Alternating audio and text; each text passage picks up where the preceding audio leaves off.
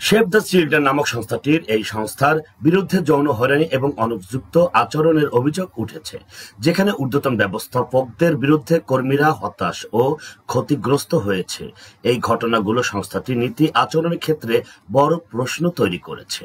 সংস্থাটির প্রাক্তন প্রধান নির্বাহী জাস্টিন ফোরসিথ এবং প্রাক্তন পরিচালক ব্র্যান্ডন কক্সের বিরুদ্ধে যৌন হয়রানির অভিযোগ উঠেছে।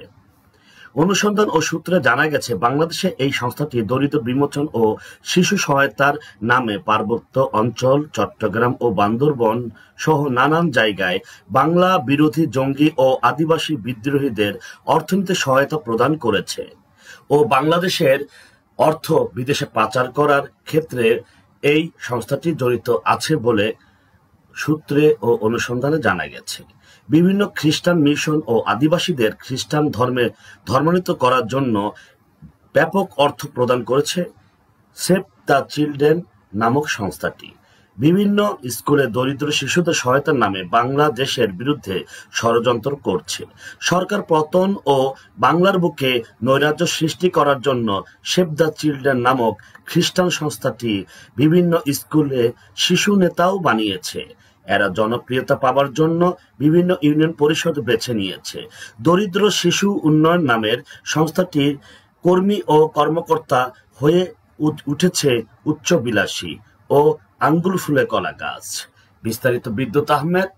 যারা আছে সমন্বয় আপনাদের মতো কাজ করে, আমার একটা প্রশ্ন, বাংলাদেশেও এই সেভ চিলড্রেন যে সংস্থাটি রয়েছে তারাও কাজ করছে, তো এই যে তারা কাজ করতে করতে গাড়ি বাড়ির মালিকগুলো বনে যায়, দুস্থ মানুষের কথা বলে, এটা কি করে হয়ে যায়?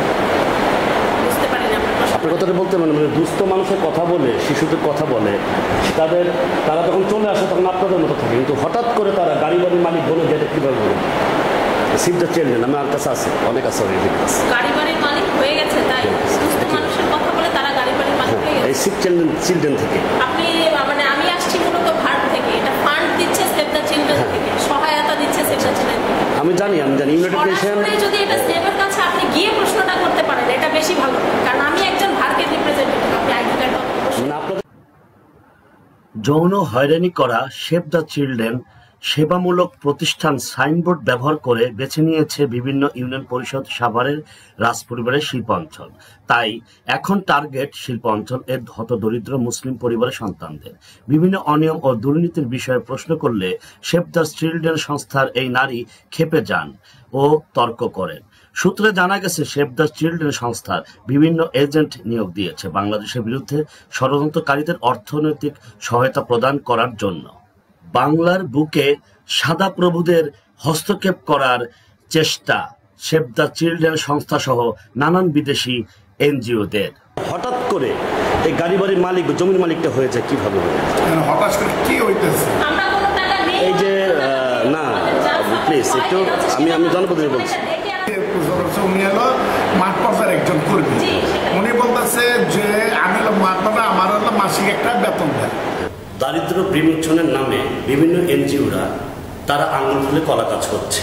কীভাবে হচ্ছে এটা সরকারের দেখার বিষয়, বিভিন্ন গোয়েন্দা সংস্থা দেখার বিষয়।